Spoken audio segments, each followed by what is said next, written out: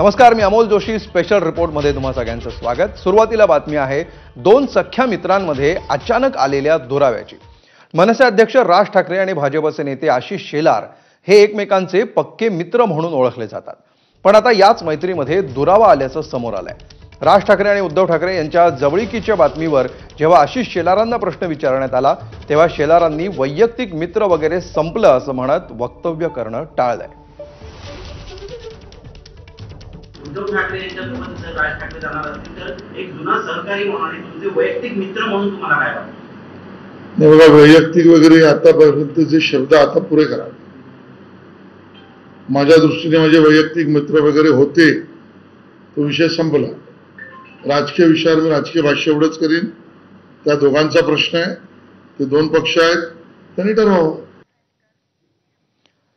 आधी राज ठाकरेंनी मुलाखत दिली,